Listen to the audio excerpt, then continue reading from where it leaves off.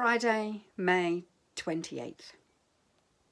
I really hope that as it's Friday, and there's that phrase that we use at Easter, Friday's here but Sunday is coming. I really hope that you're finding these exercises, these preparations for Pentecost, that idea of preparing ourselves to ask for more of God, to ask for more of His Spirit. I hope that you are finding them helpful. I hope that you've encountered God in a really meaningful, deep way. But here's something that might just help. On my way to work, I pass the radio telescope at Jodrell Bank. Every time I pass it, it seems to be in a different position. Sometimes flat, with its huge dish raised to the skies like a soup bowl. Sometimes almost upright, as if searching out some stray star that is just about to slip beyond the horizon. Sometimes I see it actually moving, and its huge bulk creaks heavily up or down, left or right. It all looks very laboured. Whenever I pass Jodrell Bank, it reminds me of prayer. Prayer can be pretty heavy going too.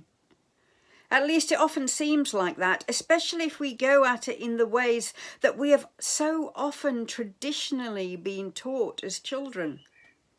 Do you remember those last 5 minutes at infant school, before the going home bell rang? The hands together, eyes closed time, while you screwed up your face and squinted through your eyelids to see what everyone else was doing, while the class chanted something that went vaguely over your head without making much impression on your heart. Depending on your Christian tradition, you may also have learned that to be effective, prayer must be painful. Stiff limbs and aching knees were part of the package, and the rest was often a test of memory. And perhaps the worst of all was the awful sense of guilt that overcame you when you forgot or willfully omitted your prayers, or found at the end of a time of prayer that you had been away with the fairies and couldn't even rightly remember what you had said. I'll let you into a secret. When David and I first got married, we tried to pray together in the evening. And one day I'd said this prayer about whatever it was and prayed my heart out. And then I turned to David and it was his turn, and he started to pray. And he said, "Dear God, please bless the doorknobs." Yes, he was more or less praying in his sleep.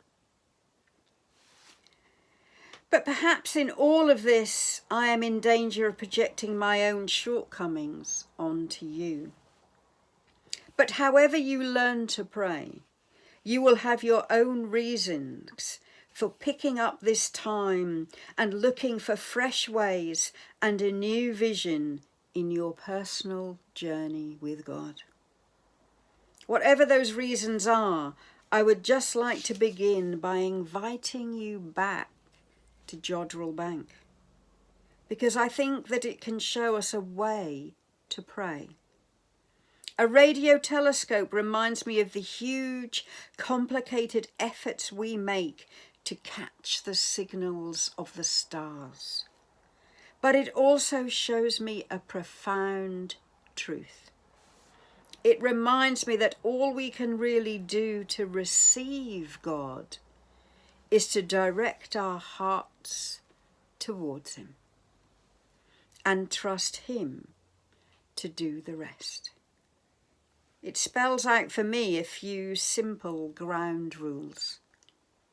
That prayer is God's initiative, not our achievement. That prayer is about listening more than about talking. That prayer is about receiving more than about asking for. that prayer is about coming to rest in the direction of God. I hope that you've been able to lift your heart in the direction of God this week. But now, too, comes the real challenge.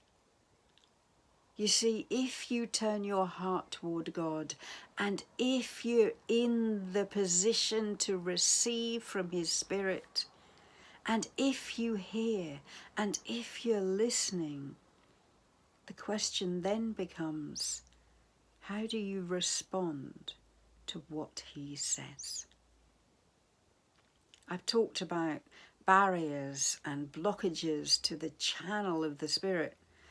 So now I ask you, what has God spoken to you about? Has He nudged you? Have you had that nagging, still small voice towards a person,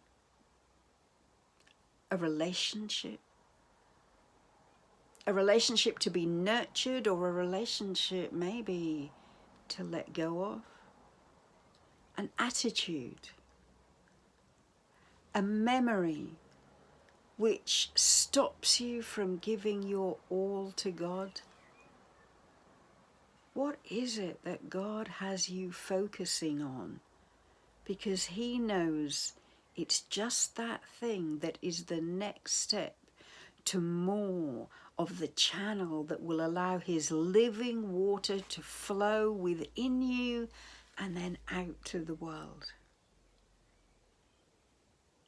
Have you heard His voice? And are you willing to do what it says? It's my prayer that all of us on Sunday will be ready to feel the flood of His Spirit within us. Not just a trickle, but not just showers of blessing, but a flood of His Spirit, His empowering, His equipping, His channeling that will make us ready as a church for the harvest that He wants to bring, that the living water will flow from us and water the seeds that have been planted in others in this difficult time, and that when they come to Jesus, when they come to the church, we'll be ready. And as I've said before, if you're still struggling, please persevere. Because it's not an all or nothing. God will fill as much of you as you open to Him.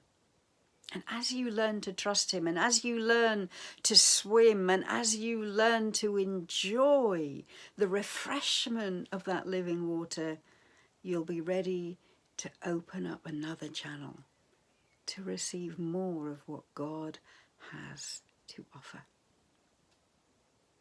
I'm looking forward to that refreshing touch of the Spirit on Sunday. But remember, it's not just for Sunday. It's for Monday and Tuesday. And whenever it is that you feel just that little bit dry, when you feel that little bit thirsty, just go back. Take a sip of the refreshing water of the Spirit so that you too can blossom and flourish. Turn that Jodrell bank of your heart towards Him. Listen to what He has to say, and we will be ready. I look forward to it. See you tomorrow. Bye.